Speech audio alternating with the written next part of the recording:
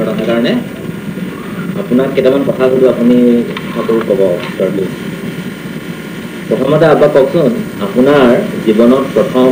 লিখিবলৈ প্ৰথম প্ৰেৰণা কেনেকৈ পালে আৰু কেতিয়াৰ পৰা আপুনি লিখিবলৈ আৰম্ভ কৰিছে? মই লিখিবলৈ আৰম্ভ কৰিছোঁ প্ৰকৃততে যেতিয়া মই ক্লাছ 4 ছাত্ৰ আছিলোঁ গ্ৰাম্য হাইস্কুলত। ক্লাছ 4? স্কুলত যি পঢ়াইছিলে ইংৰাজী কবিতা বা অসমীয়া কবিতা, সেই কবিতাবিলাক হেৰি কৰি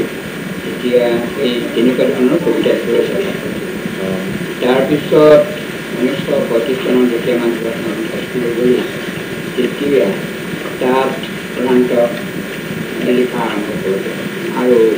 জেউতি নামৰ আমাৰ গ্ৰামীণ হাইস্কুলৰ যিখন আলোচনী আছিল, এই ছাত্ৰ আলোচনী, সেই আলোচনীখনতে প্ৰথমতে মই গল্প লিখিছোঁ। 1935 চনত মোৰ গল্প ওলাইছিল। আৰু তাৰপিছতেই সেই গল্পবিলাক কিছু ছাত্ৰৰ মাজত, শিক্ষকৰ মাজতো জনপ্ৰিয়তাৰ কাৰণে তাৰপিছত মই গল্প লিখি যাবলৈ ধৰিলোঁ। প্ৰথম গল্পটো আপোনাৰ কিবা মনত আছে? প্ৰথম গল্পটোৰ জয়ন্তীত ডিউটিত যিটো ওলাইছিল সেইটো আছিল অন্ধকোণ। তাৰপিছত এটা গল্প ওলাইছিল সেই ডিউটিতেই। তাৰমানে এতিয়া আপোনাৰ প্ৰায় 57 মানে 60 বছৰ মানেই হ'বগৈ আৰু লেখা হৈছে। আৰু প্ৰেৰণাৰ কথা হৈছে যে মই সৰুৰে পৰা এই বছৰেকীয়া পৰীক্ষাত প্ৰমোচন পাওঁতে প্ৰথম দ্বিতীয় এনেকুৱাকৈ পাওঁ, আৰু তেতিয়া আমাক এখন কিতাপ পুৰস্কাৰ দিয়ে। সেই পুৰস্কাৰ দিয়া কিতাপৰ ভিতৰত আছিল ৰবীন্দ্ৰনাথ কবিতাৰ ৰবৰ বৌতি, তেনেকুৱা কবিতাৰ আদি। আৰু সেইবিলাক কৰি পেলাইও তেতিয়া তেনেকুৱা ধৰণৰ পদ্য লিখিবলৈ মন গৈছিল। তাৰপিছত যোৰহাট গ্ৰামীণ হাইস্কুলেই হৈছে প্ৰধান ক্ষেত্ৰ, কাৰণ তাত মই যিসকল শিক্ষক পাইছিলোঁ সেইসকল নামজনা মানুহ আছিল। বিদ্যুৎ মহন্ত ছাৰ, বিদ্যুৎ মহন্ত ছাৰ, লক্ষেশ্বৰ শৰ্মা বৰুৱা, জেৰেটিন মাষ্টাৰ, এইসকলে এই পঢ়োৱাৰ উপৰিও যাৰ লিখাৰ সম্ভাৱনা আছে সেইবিলাকক এটা প্ৰেৰণা দিবলৈ চেষ্টা কৰিছিল। সেইটো মানে বেছি। তাৰমানে আপোনাৰ শিক্ষকে নাছিল, তেওঁলোক ৰাইটাৰো আছিল বেছি কবি ডিম্বেশ্বৰ নেওগ, তাৰপিছত বিদ্যুৎ মহন্ত, এইসকলৰ প্ৰখ্যাত লিখক আছিলে। আৰু সেই মানে কুমলীয়া মনটোত তেওঁলোকৰ প্ৰভাৱ যথেষ্ট মানে পৰিছিলে। আৰু যিসকল শিক্ষক নাছিলে কিন্তু যোৰহাটৰ সময়ত জনপ্ৰিয় লিখক আছিলে, যেনে আনন্দ বৰুৱা, সেইসকলৰ পৰাও তেওঁলোকৰ কাষ চাকৰি পাই পেলাই এটা প্ৰেৰণা পাইছিল। আৰু যেতিয়া কটন কলেজলৈ গ'লোঁ IA পাছ কৰি BA নাম ল'বৰ কাৰণে, আৰু তাত ইংৰাজী অনাৰ্ছ পঢ়িবৰ কাৰণে, তেতিয়া ইংৰাজী সাহিত্য অনাৰ্ছৰ ছাত্ৰ হিচাপে ইংৰাজী সাহিত্য বেছিকৈ অধ্যয়ন কৰিবলগীয়া হয়।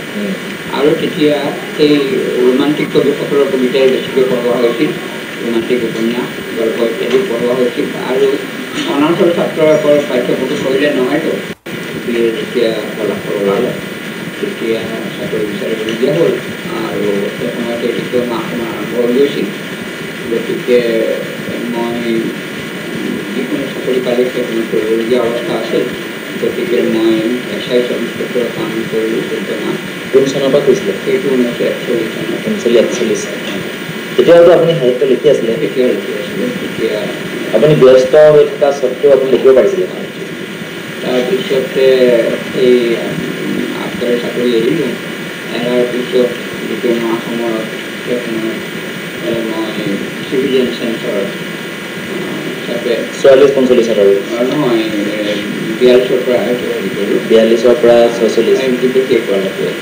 চিভিলিয়ান চেঞ্চৰ হিচাপে চাকৰি কৰিলোঁ। তাতো আপুনি বহুত মানে সময় উঠাব পাৰিলে। তেতিয়া আপোনাৰ কিবা বিশেষ ৰচনা হৈছিল নেকি সেইখিনি সময়তে? সেইখিনি সময়ত ৰচনা হৈছিল। সেইখিনি সময়তে তাৰ আগতেও মোৰ এখন সৰু উপন্যাস লেখা হৈছিল যে মৰা ঘৰৰ বুলি ওলাইছে। আৰু তেতিয়া সেইখন 1940 চনমানতে লেখা হৈছিল। আৰু তেতিয়া বিশেষকৈ কটন কলেজলৈ যোৱাৰ পিছত বাঁহীৰ সম্পাদক তেতিয়া মাধৱ বেজবৰুৱাই আহি পেলাই গুৱাহাটীৰ মোৰ পৰা যি লেখিছোঁ তাকে দুয়োটাই এখন প্ৰকাশ কৰে বাঁহী পেলাই। আৰু ৰঘুনাথ চৌধুৰীৰ লগত সম্পৰ্ক হৈছিল। তেখেতৰ ঘৰতে আমাৰ সেই সময়ৰ কলেজত কটন কলেজৰ পৰা লিখকসকলৰ সভা লয়। আৰু ৰঘুনাথ চৌধুৰীয়ে সেইবিলাকত হেৰি কৰি আমাক দিহা পৰামৰ্শ দিয়ে। গতিকে ৰঘুনাথ চৌধুৰীয়েও কিছু প্ৰেৰণা যোগাইছিল, কাৰণ মোৰ লেখাবিলাক তেতিয়া জয়ন্তীত ওলাইছিল আপুনি পপুলাৰ হৈ গৈছিল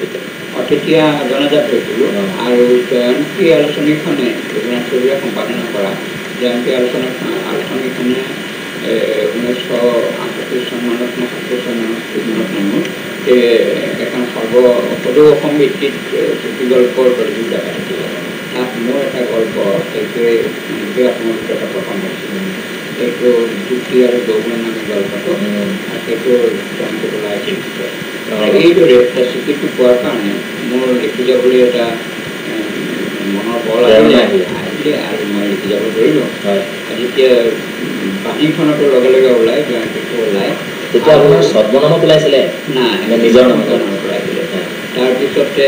আৱাহনতো সেই সময়ত মই লিখিবলৈ লওঁ আৰু আৱাহনতো গল্পই লিখিছিলোঁ আৰু দুই এটা সাহিত্য সমালোচনা এই সাহিত্যৰ ছাত্ৰ হিচাপে আৰু দুই এটা সাহিত্য সমালোচনা লিখিছিলোঁ আৰু সেইবিলাক আৱাহনত ওলাইছিলে গতিকে এটা সময়তে জয়ন্তী বাণীত আৱাহনত কোনো গল্প ওলায় গতিকে গল্পৰ বিষয়ে কিছু চিন্তি পালোঁ তেতিয়া কিবা পাৰিশ্ৰমিক দিছিলে নে আপোনাক নিদিয়ে তেতিয়া কোনো কথা নাই নাছিলে বড়োৱাটোৱেই হৈছে প্ৰকাশ পোৱাটোৱে ডাঙৰ কথা সেইটোৱে আছিল তাৰপিছত ৰঘুনাথ চৌধুৰীৰ জয়ন্তী যেতিয়া সেইখনত বন্ধ হ'ল তাতে সুৰভি নামে অন্য এখন আলোচনী ৰঘুনাথ চৌধুৰীয়ে সম্পাদনা কৰি তেতিয়া আপুনি BA পাছ কৰা নাছিলে তেতিয়ালৈকে BA পাছ কৰা নাই BA পাছ নকৰা সময়ৰ কথা এই BA পঢ়ি থকা সময়ৰ কথা কৈছোঁ তাৰপিছত যেতিয়া হেৰিৰ পৰা ওলাই আহিলোঁ BA পাছ কৰি 1941 চনত ইংৰাজী প্ৰনাউন্সিয়েশ্যনত মই BA পাছ কৰিলোঁ তেতিয়া জীৱিকাৰ কাৰণে মই চাকৰি কৰিবলগীয়া হ'ল আৰু শেষত গৈ পেলাই যুদ্ধৰ কালছোৱা মই চিভিলিয়ান চাৰ্ভিচত পাছ কৰোঁ তাৰপিছত যুদ্ধৰ শেষত আমাৰ স্বাধীনতা আন্দোলন আৰম্ভ হ'ল আৰু শেষ অৱস্থা হ'ল তেতিয়া আমাৰ শ্বিলং গুৱাহাটী তেতিয়া কি কয় এইবোৰ অনাথ কেন্দ্ৰ আৰম্ভ কৰিলে আৰু তাতে মই প্ৰগ্ৰাম এচিষ্টেণ্ট হিচাপে কামত সোমাওঁ সেইটো 1948 চন মোৰ লগত আছিলে ভূপেন হাজৰিকা বীৰেণ ফুকন তাৰপিছত অনিতা লজাৰ দেৱভূষণ দাস প্ৰতাপ বৰুৱা মৃগেন ৰায় চৌধুৰী এইসকলে কাম কৰিছিল আমি আটাইখিনিয়ে তেতিয়া অল ইণ্ডিয়া ৰেডিঅ'ত সোমালোঁ আৰু এই অল ইণ্ডিয়া ৰেডিঅ'ত থাকোঁতেও মই নাটকৰ চাৰ্জত আছিলোঁ কিন্তু এই কথা সাহিত্যৰ চাৰ্জতো মই আছিলোঁ ৰেডিঅ'বিলাক প্ৰচাৰ কৰিবলগীয়া হয় সেইবিলাক সেই মোৰ দায়িত্বতে আছিল আৰু তেতিয়াও মই লিখি আছিলোঁ আৰু সেই সময়ত হেম বৰুৱাৰ হেৰি কচুৱাখনৰ আছিল আৰু সেই কচুৱাটো মই গল্প লিখিছিলোঁ আৰু এবাৰ এই কচুৱাৰ গল্প এটাৰ কাৰণে মোৰ 10 টকাৰ মহিলাটো শিকাই দিছে সেইটোৱে প্ৰথম সেইটোৱে প্ৰথম মই যে জীৱনৰ মাননি সেইটোৱেই আৰু তেতিয়া 10 টকাৰ নাম 19 চনৰ কথা এইটো 19 চনৰ কথা তাৰপিছত তেতিয়ালৈকে আপোনাৰ উপন্যাস পাব্লিছ হৈ গৈছিলে 1945 চনতে গল্পৰ কিতাপ ওলাইছিলে এই হেৰি প্ৰকাশক নিজে আগবাঢ়ি আহিছিলে নে প্ৰকাশক তেনেকৈ আমাৰ নাছিলে তেনেকৈ কমাৰ্চিয়েল প্ৰকাশক এতিয়া যিটো আছে এতিয়া তেনেকৈ নাছিলে 2-4খন ফাৰ্ম আছিলে তেওঁলোকে কিতাপ উলিয়াই থাকে মিত্ৰ এজেঞ্চি আছিলে তেতিয়া মিত্ৰ এজেঞ্চি পিছত তাৰপিছত তেওঁলোকে এই বৰপেটাকী কোম্পানী আমাৰ তেজপুৰৰ গুৱাহাটী 2-4 আছিল নিজে কিছুমান তেওঁলোকে প্ৰান্ত পাঠ্যপুথি উলিয়াইছিলে আৰু 2-4 প্ৰতিষ্ঠিত লিখকৰ কিতাপ প্ৰকাশ কৰিছিল এতিয়া কাগজো সস্তা আছিল যদিও কিতাপৰ দাম 4 লাখ তেনেকুৱা তাৰ পৰা আপুনি চিভিলিয়ান চেঞ্চৰৰ পাছত আপুনি হেৰি চিভিলিয়ান চেঞ্চৰৰ পিছত মই সেইটো যিটো শেষ হোৱাৰ পিছত মই ৰেডিঅ'ত কাম কৰিলোঁ ৰেডিঅ'ত কাম কৰি থকা অৱস্থাতে মই 14 মাহ 16 মাহ কাম কৰাৰ পিছত কমিউনিষ্ট পাৰ্টিৰ লগত বিশেষকৈ RCPৰ লগত মোৰ সম্পৰ্ক আছে বুলি মোক ৰেডিঅ'ৰ কামৰ পৰা জানে তাৰপিছত মই এই কাম মিছাকৈ খেদালে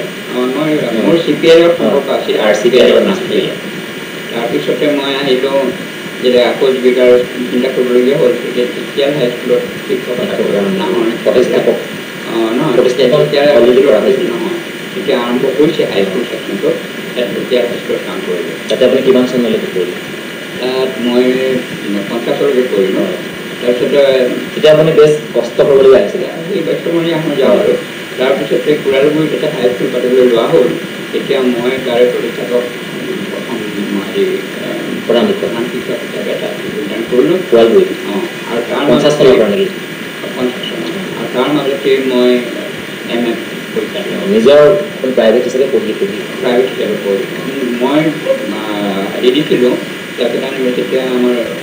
হেৰি গুৱাহাটী ইউনিভাৰ্চিটি নাছিলে মই পাৰ্চেণ্ট দিব খুজিছিলোঁ কাৰণ মোৰ BA পক্ষে পাৰ্চেণ্ট আছিলে ফাৰ্ষ্ট ছাবজেক্ট কিন্তু শেষত ডক্টৰ প্ৰিন্সিং হোৱাৰ মোক ক'লে যে তুমি অসমীয়া পাৰিবা অসমীয়াতে দিয়া আৰু অসমীয়াত MA দিলোঁ প্ৰাইভেট কৰি কলকাতা ইউনিভাৰ্চিটিত আৰু তেতিয়া মই এবাৰ ফাৰ্ষ্ট ক্লাছ নাছিলে ছেকেণ্ড ক্লাছ পাছ পালোঁ তাৰপিছত তৃতীয় প্ৰাইভেট হাইস্কুলত টেক্সৰ পৰীক্ষাৰ ৰিজাল্ট পোৱাৰ পিছত কাম কৰি আছিলোঁ তাৰপিছত মোক লক্ষ্মীনাৰায়ণ শৰ্মা তেখেতে আমাৰ JB কলেজৰ তেতিয়া হেৰি আছিল জগন্নাথ কলেজ নাছিলে যোৱা কলেজ আছিলে তেতিয়া মোক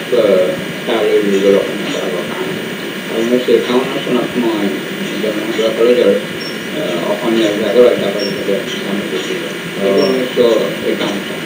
আৰু 1951 চনৰ পৰা 1977 চনলৈকে মই সেই কলেজতে কাম কৰিলোঁ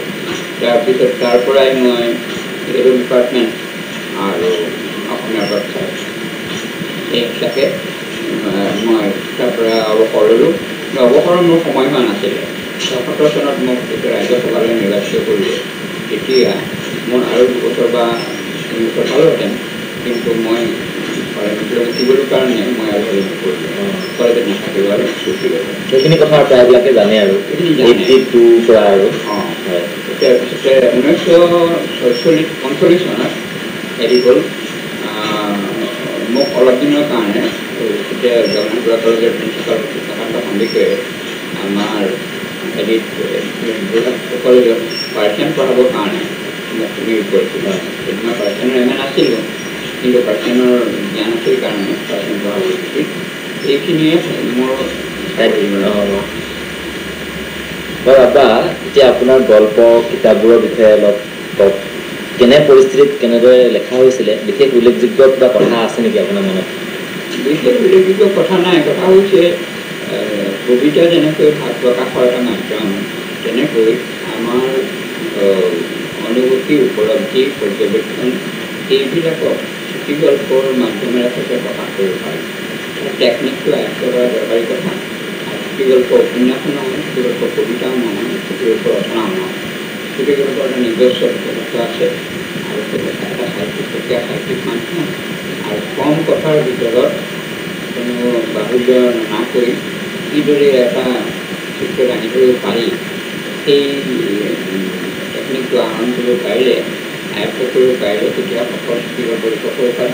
ঘটনাবোৰ আমাৰ আশে পাশে ঘটি থাকে আৰু সেইবিলাকৰ ভিতৰত কোনটো উল্লেখনীয় কথা এইটো চুটিগল্পৰ বিষয়বস্তু হিচাপে লৈ মানে গীত এটা লাগিবই লাগে আৰু সেইটো কৰিবৰ কাৰণে কথা হৈছে আপুনি ধৰক কোনখন কিতাপৰ কোনটো মানে প্লট কেনেকৈ পালে সেইখিনি প্ৰত্যেকখনৰ মনত থকাটো আছিল মানে অসম্ভৱ এটা বিশেষ কিতাপৰ কথা আপুনি ক'ব পাৰে ক'ব কিতাপ বুলি নহয় কাৰণ জ্যোতিপ্ৰসাদৰ জীৱনীৰ ওপৰত আপুনি উপন্যাস লিখিলে এতিয়া মানে কিবা বিশেষ ঘটনাত আপুনি মনত যেতিয়া গণেশ গগৈ তেতিয়া মই মনত পালোঁ প্ৰত্যেকটো ঘটনাই আপোনাৰ মনত এটা ছাঁ পেলায় সেই তাৰ পৰাই আপুনি এটা মানে বিভিন্ন অভিজ্ঞতা তাৰ ভিতৰত আপোনাৰ উল্লেখযোগ্য কিতাপ ক'ব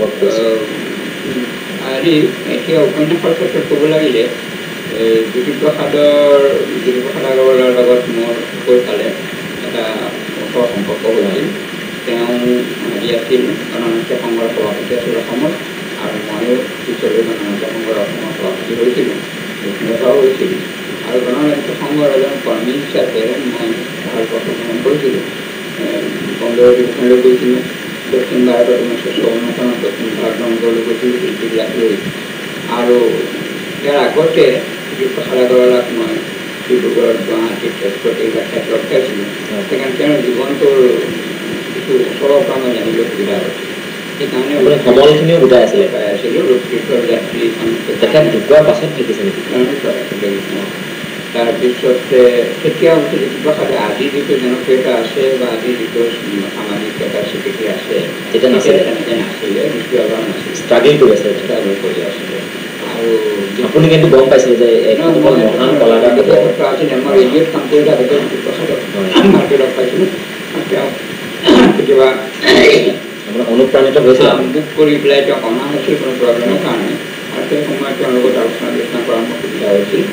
আৰু তেওঁ মোক জানিছিল যে মই চকী লেখোঁ সেই হিচাপে মানে বয়সৰ আমাৰ যদি পাৰ্থক্য আছিল তেওঁ উদগনিও দিছিল সেই হিচাপে জ্যোতিপ্ৰসাদৰ বিষয়ে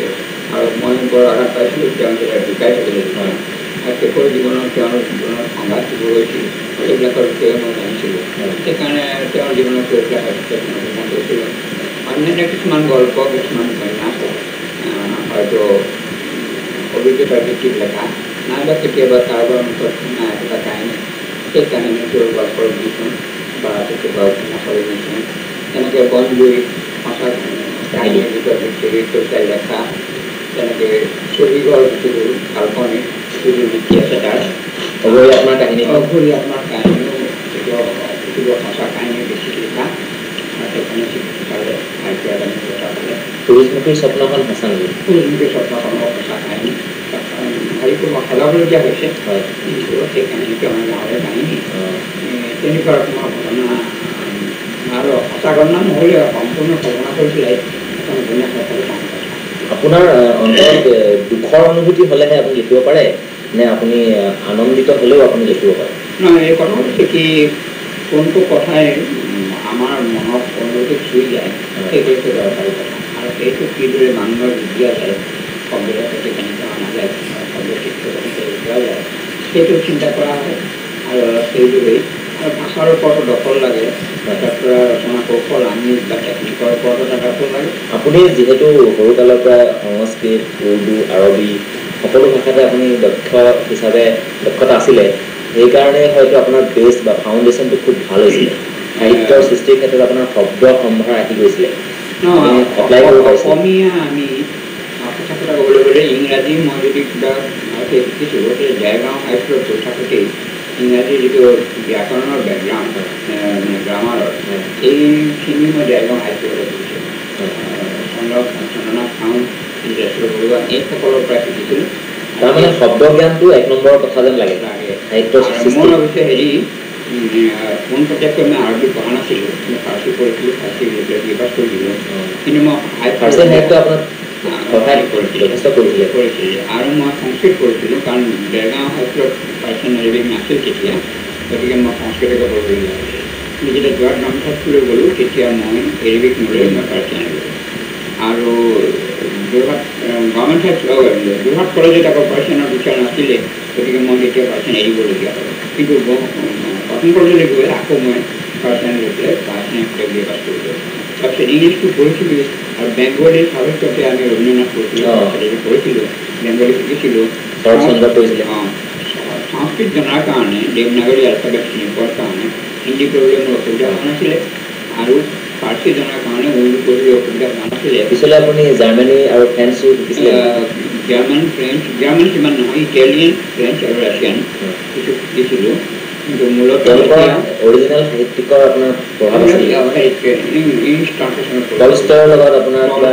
গৰ্কি বা এইবিলাক এইবিলাকৰ লেখা পঢ়িছিলোঁ একদম চেখবৰ গল্পৰ প্ৰভাৱ আপোনাৰ ওপৰত পৰা বুলি কয় কথাটো সঁচা নেকি কিছুদি হ'ব পাৰে হয়তো বগলৰ গল্পৰো হ'ব পাৰে কিন্তু তেওঁলোকৰ জীৱনৰ সেই গল্পৰ পটভূমি বেলেগ আছিল মোৰ জীৱনৰ গল্পৰ পটভূমি বেলেগ কিন্তু তেওঁলোকে যে কিছুমান বস্তু বাছি লৈছিল সেইবিলাক তেওঁলোকে যেনেকৈ লৈছিল ময়ো হয়তো সাধাৰণ কথাৰ মাজত সাৰ্বজনীনতা দেখা পাই যায় সেইবিলাকো গল্প কৰিছিলোঁ আৰু এটা কথা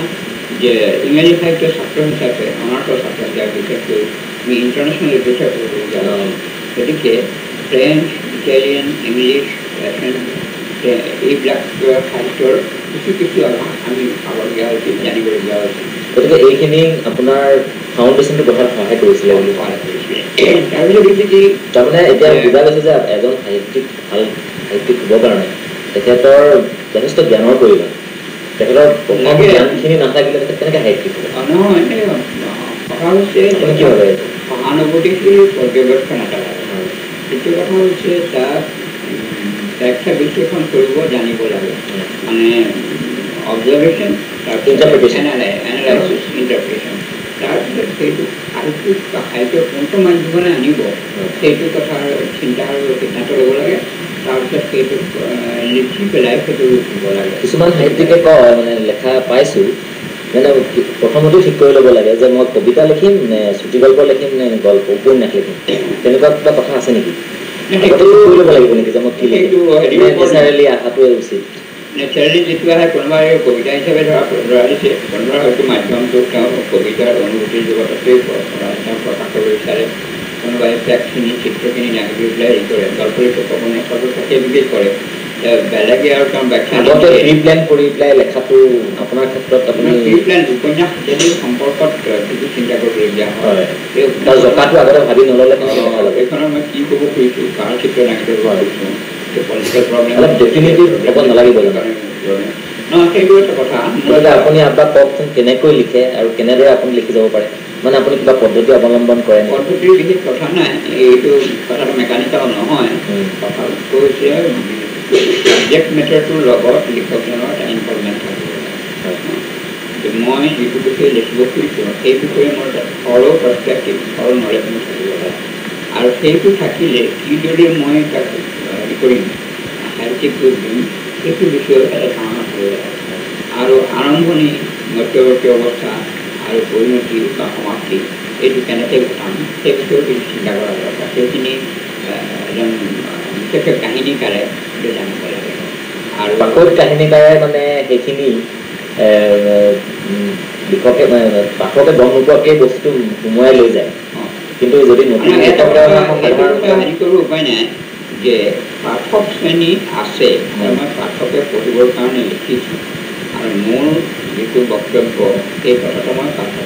পাঠকৰ যোগেদি সৰ্বসাধাৰণে জনাব খুজিছোঁ এই চেতনাটো প্ৰত্যেক লিখকৰ থাকে দায়িত্ব জ্ঞান থাকিব লাগিব সেইটো অস্বীকাৰ কৰিব নোৱাৰে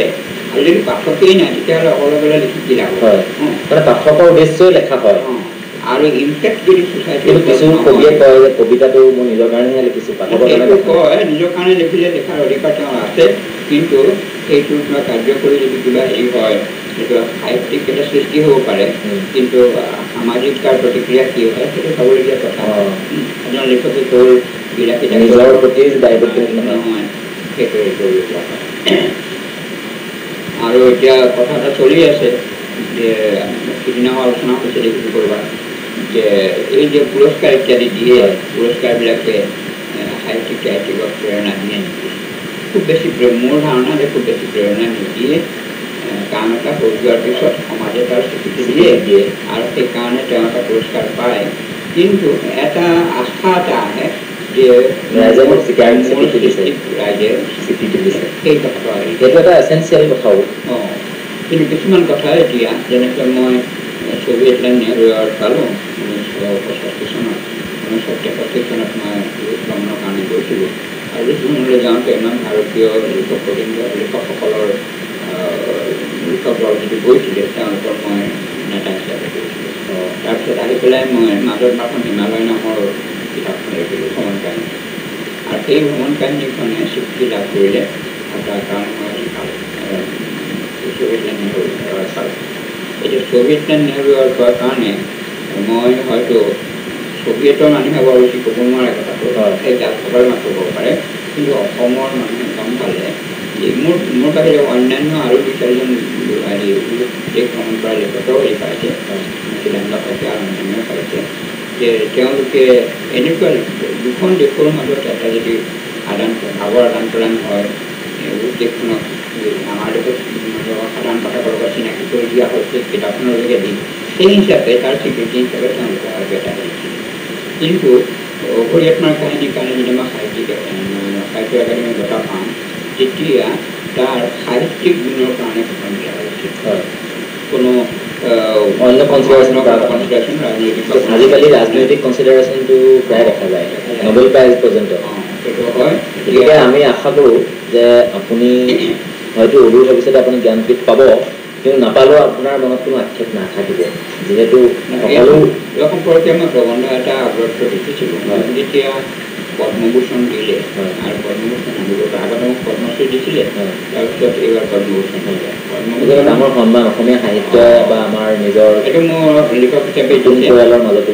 আৰু পদ্মভূষণ হেৰি হোৱাৰ পিছত এৱাৰ্ডটো দিয়া হোৱাৰ পিছত আমি অশোকা হৰলৈ গ'লোঁ আমি যেনে কথা পাতি আছিলোঁ হয় তেতিয়া মোক ৰাৱে সুধিলে আমাৰ প্ৰধানমন্ত্ৰীয়ে যে আজিৰ কেন্দ্ৰ সম্পৰ্কে আপোনাৰ ইম্প্ৰেশ্যন কেনেকুৱা হয় মই ক'লোঁ যে ইম্প্ৰেশ্যন ভালেই হৈছে কিন্তু এটা মোৰ পৰামৰ্শ আছে কি পৰামৰ্শ সেই পৰামৰ্শটো হ'ল যে আজি দুজন্য এজন এৱাৰ্ডীক হেৰি কৰিবলগীয়া হৈছে হুইল চেয়াৰত আনিবলগীয়া হৈছে হয় এই জাতীয় সন্মান যেতিয়া দিয়া হয় ৰাষ্ট্ৰীয় সন্মান এটা বা স্বীকৃতি এটা দিয়া হয় তেতিয়া এই হুইল চেয়াৰত আনিবলগীয়া অৱস্থালৈ নাৰাখি অলপ আগতেই এক্টিভ অৱস্থাতে দিব নোৱাৰি হয়। সেইটো আপুনি এই কোৱাৰ কথাটো ভাল মই কৈছিলোঁ হুইল চেয়াৰত আনিবলগীয়া হোৱাৰ কাৰণ অন্য নহয় যে মাজতে হয়তো সেই মানুহজনে আগতেই পালেহেঁতেন কিন্তু মাজতে কোনোবা এজনক অন্য এজনক দি দিয়া হ'ল গতিকে তেওঁ লৈ গ'ল আৰু ৰওঁতে হয়তো তেওঁ হুইল চেয়াৰত দিবলগীয়া অৱস্থা হ'ল এইটো আমাৰ প্ৰধানমন্ত্ৰীৰ ৰাৱে মোক কৈছিল কথাটো ব্যক্তিগত কথা কাৰণে মই সেইটো আপুনি সদায় পুৰস্কাৰ বিমুখ বুলিয়ে জানো কিন্তু তথাপিও আপোনাক সুধাৰ কাৰণে বেয়া নাপাব আৰু কিন্তু এতিয়া আব্বা আপুনি কওকচোন আপুনি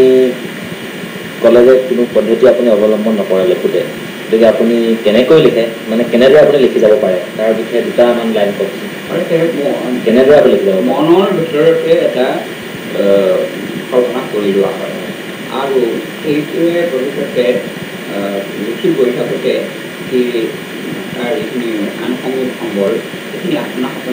আপুনি মনৰ মাজতে সেইখিনি লিপিবদ্ধ কৰিব লাগে এতিয়া আপুনি নেচাৰেল ৰাইটাৰ কাৰণেহে আহে কিন্তু আপুনি নহয় কেতিয়াবা এটা কথা কিছুমান কথাত মানে ফৰ্ম কৰিলেও হয়তো আশানুৰূপ নহ'ব কেতিয়াবা লিখি যোৱাৰ পাছততো আপোনাৰ এনেকুৱা ভাৱ হ'ব পাৰে নেকি যে মোৰ থাকি আহিলে দুটা এটা কেতিয়াবা ক'ৰবাত হয় কোনোবাই আঙুলিয়াই দেখুৱাই দিয়ে যে এনেকুৱা কৰালে ভাল হয় কিন্তু মোৰ যিটো বিশ্বাস মোৰ যিটো প্ৰাপ্য সেইটোৰ ভিত্তিত মই লিখি যাওঁ আৰু লিখি যাওঁতে মূল কথাটো মনত থাকে আনুষংগিক কথাবিলাক আপোনাৰ আগতে লিখি আহিব লাগে আপুনি আহি থাকে সেইৰকমে লিখা হয় আৰু সেইটোৱে হৈছে ক্ৰিয়েটিভিটি লেখকৰ সৃষ্টি শক্তিৰ ওপৰত নিৰ্ভৰ কৰিছে আৰু সেইটো অভিজ্ঞতাও লাগে সম্পূৰ্ণ কাল্পনিক কাহিনী বিশ্বাসযোগ্য কৰি পেলাই লিখিব উলিয়াব নোৱাৰি গতিকে সেই বিশ্বাসযোগ্যতাটো সৃষ্টি কৰিবৰ কাৰণে অভিজ্ঞতাৰ দৰকাৰ আপোনাৰ যদি মাজতে ব্ৰেক হয় লেখা এটা যদি আধাতে শেষ হয় তাৰপিছত আপোনাৰ সেই তাৰ আগটো কেনেকৈ আকৌ পায় সেইটো মই আকৌ পঢ়ি লয় নেকি কাহিনীটো কি লিখিছিলোঁ সেইটো মনত পেলাই বা পঢ়ি লয় মোৰ পঢ়িবলৈ সময় নাথাকে গতিকে যি পাৰোঁ হেৰি কৰোঁ এতিয়া দুই এটা মোৰ গল্প আছে যিকেইটা গল্পৰ পটভূমি অসম নহয় ভাৰতো নহয় সমস্যা হৈছে এতিয়া এটম বোমাৰ হেৰিৰ সমস্যা আৰু বা মই আৰৱলৈ যোৱাৰ আগতেই যোৱা বছৰ মই মুখালৈ গৈছিলোঁ অন্য যুগ ভিন্ন তীৰ্থবিলাক মোৰ এখন উপন্যাস আছে সেইখনত মই আজিৰ আৰৱৰ যিটো পৰিৱেশ প্ৰকৃতি তাৰ বিষয়ে মই যিদৰে জানিব পাৰিছিলোঁ তাৰ ওপৰত ভিত্তি কৰি অন্য যুগ ভিন্ন তীৰ্থ লিখিছিলোঁ তেনেকৈ কুমেৰু আৰু এটা বাণী হয় সেই উপন্যাসখনত এটমৰ বোমা তৈয়াৰ কৰা এটমে হেৰি কৰা তাৰ ওপৰত সেইটো মই দেখা নাই কিন্তু মই সেইটো কল্পনা কৰি থাকে এই তেনেকুৱা বিষয়বস্তু আছে চীনদেশলৈ যোৱা নাই মই হয়তো ৰাজ্যলৈ গৈছোঁ ইংলেণ্ডলৈ গৈছোঁ বা হেৰিলৈ গৈছোঁ ভাৰতবৰ্ষৰ বিভিন্ন ঠাইত গৈছোঁ আফগানিস্তানলৈ গৈছোঁ কিন্তু নেদেখা দেশৰ কথাও লিখিবলগীয়া হৈছে আৰু তেনেকৈ বিচাৰি গল্প আপুনি একেটা ছিটিঙতো লিখি যায় আৰু কেতিয়াবা মাজত গেপ কৰিলেও আপুনি মানে এইটো কোনো অসুবিধা একেটা ছিটিঙতে সাধাৰণতে লিখি যাবলৈ আজিকালি সুবিধা কৰিব নোৱাৰে আপোনাৰ এতিয়া ব্যস্ত জীৱন লগতে অসুবিধা সকলোকে সময় দিব লাগে নিজেও এতিয়া মাইনৰিটি বৰ্ডৰ চেয়াৰমেন গতিকে আপুনি এইখিনি সময়ত কেনেকৈ আপুনি সময় উলিয়াই লিখিব পাৰে এতিয়া ডাঙৰ অসুবিধা হৈছে যে মাইনৰিটি বৰ্ডৰ চেয়াৰমেন হোৱাৰ পিছত মই কিছুমান সামাজিক দায়িত্ব হিচাপে মই তাক গ্ৰহণ কৰিছোঁ আৰু সেই যিসকলে মোক লগ পাবলৈ আহে তেওঁলোকৰ কিবা এটা প্ৰব্লেম লৈ সমস্যা লৈ তেওঁলোকৰ কথালৈ কান্দিবলৈ তেওঁলোকৰ কথালৈ কেতিয়াবা বৰ সাহিত্য সৃষ্টিত আপোনাৰ বাধা পৰিবই পৰে অপ্ৰস্তুত হ'বলগীয়া হয় তেওঁলোকে ঠিক মাইনৰ দিবলৈ চেয়াৰমেনজনৰ সীমা কি ক'ব নোৱাৰে সুযোগ কি সেইটো ক'ব নোৱাৰে গতিকে বহুত আশা কৰি আহে আৰু তেওঁলোকক হতাশ কৰিবলগীয়া হয় তাৰ মাজতে মই লিখিবলগীয়া হয় তাৰপৰা এটা ডাঙৰ হেৰি হৈছে যে আমাৰ ঘৰখনত মোৰ কোনো বিশেষ লেখা কথা পৰা পঠালি বা লেখা পঢ়া কৰা মোৰ বিশ্বাস মইতো সেইটোৱে আচৰিত হওঁ আপুনি সাহিত্য ৰচনা কৰি গৈ আছে তাৰপিছতে কথা হৈছে যে নিৰ্দিষ্ট সময় নাই মোৰ আৰু যিটো সময়ত মই অকণমান লিখা পঢ়া কৰিব পাৰিলোহেঁতেন সেইটো সময়তে সদায় এতিয়াই আৰু আজি কেইবাবছৰ ধৰি সেইটো এটা ডাঙৰ সময় কনষ্ট্ৰাকশ্যন হৈছে সন্ধিয়াৰ পিছত আৰু সেইকাৰণে সোনকালে সুবিধা পোৱা পাৰিলে লিখোঁ কিন্তু মানুহ পোৱা এতিয়া আপুনি দিনে কিমান ঘণ্টাকৈ লিখিব পাৰিব আজিকালি এনেকুৱা হৈছে যে মাজে মাজে ব্ৰেক হৈ যায় মই ওপৰত গৰু মাৰোঁ তেতিয়া মই কৰোঁ আৰু যেতিয়া পাৰোঁ তেতিয়া নকৰোঁ তেনেকৈ গতিকে আপোনাৰ সময়ৰ নাটনিটো বেছি হৈছে পঢ়িবও লাগে কিছুমান হয় মই আপুনি প্ৰথমতে ক'লে যে লিখিবৰ কাৰণেতো সময় লাগিব এতিয়া মই সময়খিনিৰ কাৰণে ৰিচাৰ্চ লাগিব আমাৰ জীৱনৰ ওপৰত ভিত্তি কৰি যিখন মই কিতাপ লিখিছোঁ মহাপুৰুষ শংকৰদেৱৰ জীৱনৰ ভিত্তি কৰি যিখন উপন্যাস মই লিখিলোঁ বা মাধৱদেৱৰ জীৱনৰ ভিত্তি কৰি যিখন উপন্যাস মই লিখি আছোঁ এইবিলাকৰ কাৰণে পঢ়া শুনা কৰিবলগীয়া হৈছে এইবিলাক কাল্পনিক কাহিনী নহয় এইখিনি ছুপাৰ হিউমেন এফৰ্ট হৈছে এইখিনি কেনেকৈ কৰিছে নহয় সেইকাৰণে পঢ়িবও লাগে লিখিবও লাগে বয়সৰ প্ৰশ্নতা আছে স্বাস্থ্যৰ কথা আছে অন্যান্য পাৰিবাৰিক সমস্যাৰ কথাও আছে আৰু সমাজখনত চাকৰি দিয়া সমাজৰ সমস্যাবিলাকৰ পৰা মুকুট কাঢ়িব নোৱাৰোঁ আৰু ৰাজনীতিৰ কথা এটা আছে মই ৰাজনীতিটো দিন যাব লাগিব মাজে মাজে ৰাজনীতিটো সাহিত্যৰ পৰিপূৰক হিচাপে ভাবোঁ সেইটো এটা বেলেগ হৈ বুলি নাভাবোঁ কাৰণ মই ৰাজনীতি নকৰা হ'লেও হয়তো কিছুমান কথা নাজানিলোহেঁতেন আজি মই পোনপটীয়াভাৱে ৰাজনীতিত জড়িত কাৰণে আজি মই দেশখনৰ ৰাষ্ট্ৰপতিৰ পৰা আৰম্ভ কৰি বাটৰ বহুজনৰ কথাও মই জানিবলৈ অসুবিধা হয় কিন্তু আৰু মোৰ এটা ফ্ৰী এক্সেছ হয় মানুহ আজি আমি প্ৰভাৱ মিলাই লগাব পাৰোঁ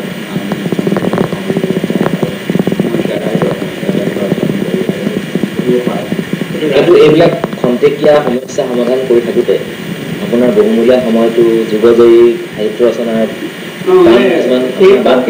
সেইটো মোৰ সাহিত্য ৰচনা কৰাটো যেনেকৈ মোৰ এটা কৰ্তব্য বুলি মই ভাবোঁ সেইদৰে এই মই কোনোবা এটা সমস্যা সমাধান কৰিবৰ কাৰণে মই যদি ৰাইজৰ কিবা সামান্য কিবা এটা কৰিব পাৰোঁ সেইটো মোৰ কৰ্তব্য বুলি ভাবোঁ সেইটো আপোনাৰ মহানুভৱতা নহয় সেই কাৰণে হেৰি নহয় যে মোৰ লিখাৰ সময়টো গুচি গ'ল সেই কথা নহয় মই সময় উলিয়াব পাৰিলে পাৰোঁ আৰু এতিয়া বৰ বেছি নুখুলিও হয় বয়সৰ কাৰণে বাৰু বা লিখনিৰ অত্যন্ত দৰকাৰী পইণ্ট কেইটামান আপুনি ক'ব ন যিবোৰ নাথাকিলে লিখনিৰ অক্ষুণ্ণ সাহিত্য হ'ব নোৱাৰে সেইটো কথা হৈছে সৃষ্টিশীল লিখনিয়ে মানুহৰ জীৱনত আৰু পঢ়াৰ পাছত মনত এটা মানে উৎসাহ বা উল্লাস সেইটো এটা আৰু মানে সম্পূৰ্ণ তৃপ্তিত আহিব লাগে চেঞ্চ অফ বিলঙিংটো আমাৰ থাকিব লাগে আৰু চেঞ্চ অফ বিলঙিংটো নাথাকিলে আমাৰ ইম্পৰ্টেণ্ট নাথাকিব আৰু কমিটমেণ্ট নাথাকিব পাঠকৰ মনৰ ভাৱটো ৰাইটাৰজনে বুজি পালেহে সাৰ্বজনীন লিখনি ল'ব পাৰিব এতিয়া কথা হৈছে যে ডিটেক্টিভ বহুতে পঢ়ি ভাল পায় কিন্তু ডিটেক্টিভ উপন্যাসৰ আমাৰ জীৱনৰ প্ৰথম নাই গতিকে কোনোবাই লিখিছে কমাৰ্চিয়েলি সেইটো ব্যৱসায়ী লিখিছে মানুহৰ বুদ্ধিৰ কৌশলৰ কথা মগজুৰ ভাৱনা শক্তিৰ কথা কিন্তু আমাৰ যিখন সমাজত আমাৰ ডিটেক্টিভ নায়েই চকুৰ আগতে মানুহ মাৰি থৈ গ'লেও পুলিচেও নেদেখে আৰু কোনো চোৰাংচোৱাৰী কৰিব নোৱাৰে তাত ডিটেক্টিভ উপন্যাস লেখা কথা হাস্যকৰ কথা এতিয়া আকৌ এটা কথা আমাৰ পৰিৱেশ আগৰ গাঁৱৰ পৰিৱেশটো নাই এতিয়া টাউন চিটি পৰিৱেশ হৈ গৈছে এতিয়া সাহিত্যবিলাকো তেনেকুৱা ধৰণৰে হ'ব খুজিছে স্বাভাৱিকতে কিন্তু হৈছে সেইকাৰণে কিছুমান কথা একঘেয়েমী হৈছে নামবিলাকো কিবা ইংলিছ নাম হৈছেগৈ মানুহৰ কথাৰ জেগাৰ নামো হৈ ইংলিছেই হৈছে তাৰপিছতে ছায়ফিক কাহিনী সোমাই গৈছে মাজে মাজে গতিকে আচল যিবোৰ পুৰণা সাহিত্য যিবোৰ ৰস সেইটো পোৱা নাযায়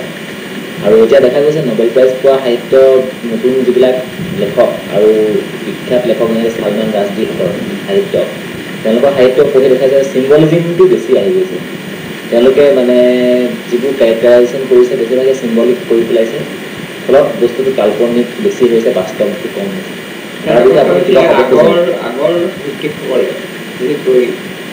সমাজ সচেতন সৃজনশীল সাহিত্যিক যিবিলাক আছিলে তেওঁলোকে জীৱনৰ মুখামুখি হ'বলৈ ভয় কৰিছিলে যিটো সত্য বুলি ভাবিছিল সত্য বুলি বুজিছিল আৰু উপলব্ধি কৰিছিল সেইটো তেওঁলোকে লিখনিৰ মাজত দাঙি কৰিছিল এইটো কথা হৈছে যে মই এইটো লিখিলে আমুকে বেয়া হ'ব এইটো লিখিলে পলিটিকেল তাৰ ৰিয়েকশ্যন হ'ব এইটো লিখিলে আমুকে এইটোৱে বেয়া পাব এইটোৱে যদি কৰা সেইকাৰণে তেওঁলোকে এই অপনলি নেলাগে সময়ৰ এটা যি চাৰ্ভিং দি টাইম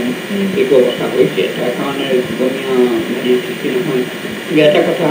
এই যুগ পৰিৱৰ্তন যিটো হৈছে সেইটোৱে লিখকৰ মানসিকতাকো পৰিৱৰ্তন কৰিছে গতিকে তেওঁলোকে সেইদৰে নিজক প্ৰকাশ কৰাত এটা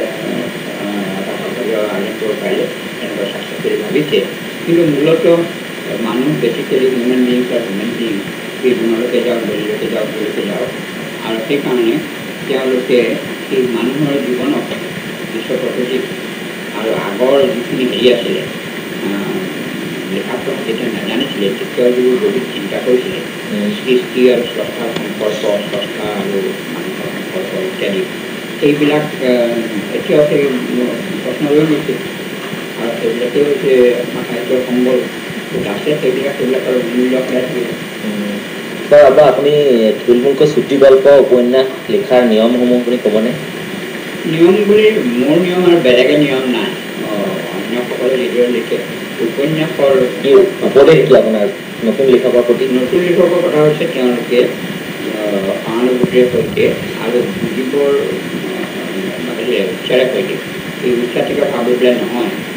যদি কমপ্লেক্স মই লিখক বস্তু জানো এইবুলি নহয় কিন্তু শিকিবৰ এজন শিকাৰু হিচাপে শিক্ষাৰ্থী হিচাপে জীৱনক বুজি পাবৰ কাৰণে চেষ্টা কৰিব লাগে আৰু সেইটো অনেষ্টলি এই ছাত্ৰৰ সহযোগিতা আনিব লাগে এইটো হৈছে কথা ইয়াত প্ৰথমতে তেখেতে কি মূল বস্তুটোৰ কথা ভাবি ল'ব লাগিব মূল বস্তুটোৰ কথা যিটো বাস্তৱ সত্য সেইটো ভাবি লৈ তাক যদি তেওঁ পলিটিকেলি ইণ্টাৰেক্ট কৰিবলৈ বিচাৰে সেইটো সুকীয়া কথা কিন্তু সেই হ'লেও পলিটিকেল ইণ্টাৰপ্ৰিটেশ্যনটো আজি এটা আছে কালিলৈ সলনি হ'ব পাৰে আজি ৰুছ দেশত 1918 চনত যেতিয়া হেৰি হৈছিলে ৰুছ বিপ্লৱ হৈছিল তাৰপিছত সিদিনালৈকে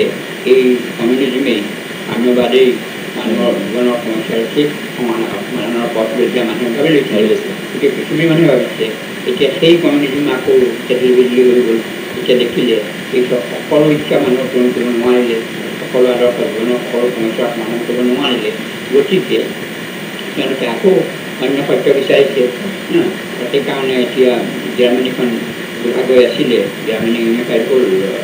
একীকৰণ হ'ল আৰু সেই জাৰ্মানীত এতিয়া দেখা গৈছে যে সাম্যবাদে হয়তো সকলো সমস্যাৰ সমাধান দিব নোৱাৰিলে মই নিজে কমিউনিষ্ট আছিলোঁ মোৰ বিশ্বাস আছিল এতিয়াও আছে যে আমাৰ অৰ্থনৈতিক পৰিৱৰ্তনৰ ওপৰত আমাৰ সামাজিক জীৱনৰ পৰিৱৰ্তন নিৰ্ভৰ কৰে কিন্তু সেয়ে হ'লেও এটা কথা যে কোন পন্থাৰে কৰিব তাত নৈতিক গতিকে নাথাকিব চুটি গল্প উপন্যাস লিখাৰ কোনো নিয়ম বুলি আপুনি বিশেষ কথা নাই বেলেগ বেলেগ হ'ব পাৰে কেতিয়াবা নাটকীয় হ'ব পাৰে কেতিয়াবা কাহিনী হ'ব পাৰে কেতিয়াবা ৰচনাৰ নিচিনা হ'ব পাৰে কিন্তু এটা বক্তব্য এখন উপন্যাসৰ এটা বক্তব্য থাকিব লাগিব এটা গল্প সেই বক্তব্যটো কাৰ্যমী নহয় কিন্তু লিখকজনে যিটো উপলব্ধি কৰিছে অনুভৱ কৰিছে যিটো তেওঁ ৰাইজক জন্মাটো উচিত বুলি ভাবিছে পাঠকক সেইটো তাত ব্যক্ত কৰিব লাগে আপোনাৰ মতে সাহিত্যৰ সংজ্ঞা কি হ'ব সাহিত্যকাৰ বোলে চুটি গল্পৰ সংজ্ঞা আৰু উপন্যাসৰ সংজ্ঞা আপোনাৰ নিজস্ব মতে কওক হেৰি হ'ল মুঠতে এই বিশ্লেষণমূলক যিবিলাক হেৰি আছে সেইবিলাক দৰ্শন বা বিজ্ঞানিক বা অংক সেইবিলাক সুকীয়া কথা বাকীবিলাক হৈছে কি আমাৰ আশপাশৰ আমাৰ মানুহৰ পৃথিৱীখন আমাৰ প্ৰাণীবিলাকৰ পৃথিৱীখন প্ৰকৃতি আকাশ মাটি এই সকলোকে আমি যিদৰে পাইছোঁ আমাৰ জীৱনৰ ওপৰত সেইবিলাকে প্ৰভাৱ যিদৰে বিস্তাৰ কৰিছে সেইখিনি যথাযথভাৱে আৰু মনোগ্ৰাহী কৰি লিখনিৰ মাজত এনেকুৱা প্ৰাকৃতিক হৈছে সাহিত্যৰ দৰকাৰী কথা আৰু নকৰিলে মানে কি শুকান ৰচনা হ'ব। সেইটোৱে সাহিত্য। সেইটোৱে সাহিত্য। এতিয়া হেৰি হৈছে আৰ্টত নতুন নতুন এক্সপেৰিমেণ্ট হৈছে। আৰ্টত এক্সপেৰিমেণ্ট কথা আহিছে এখন ছবি চালে আমাৰ সাধাৰণ মানুহে সেইখিনি মানুহৰ ছবি কৰিব নোৱাৰে। তেনেকৈ খুব এটা কঠিন কবিতা এটা কোনোবাই লিখি পেলাব পাৰে, কিন্তু কবিজনৰ বাবে যদি কোনেও বুজি নাপায় তেতিয়াহ'লে সেই কবিতাটোৱে সমাজৰ বিশেষ কবিতাৰ সংজ্ঞা বুলি ক'লে কি বুজা যাব? এতিয়া কবিতাৰ সংখ্যা কবিৰ অনুভূতি উপলব্ধিক তেওঁ ভাষাৰে ৰূপ দিছে। তাৰ কাৰণে নিজস্ব হয়তো প্ৰতীক ব্যৱহাৰ কৰিছে, সমাজ ব্যৱহাৰ কৰিছে, সেইখিনি কৰিছে। কিন্তু অন্য যদি অনুধাৱন কৰিব নোৱাৰে, তাৰ তাৎপৰ্যটো যদি বুজিয়ে নাপায় তেতিয়াহ'লে কি তেওঁৰ কাৰণে কবিতা হ'ল, অন্যৰ কাৰণে কিবা লিখা হ'ল। ৰচনা চুটিগল্পৰ সংজ্ঞা? চুটিগল্প সেই কথা, চুটিগল্পৰ টেকনিকেল যিটো কথা আছে সেইটো হৈছে কি এটা মাত্ৰ বিষয়বস্তু এটা বিশিষ্ট পৰিধিৰ মাজত তাক কৰিব লাগে আৰু বক্তব্যটো আকৰ্ষণীয় কৰি ক'ব লাগে আৰু সেইটো চমু হ'ব লাগে, চমু হ'ব লাগে আৰু প্ৰধানতঃ পাঠকক সেই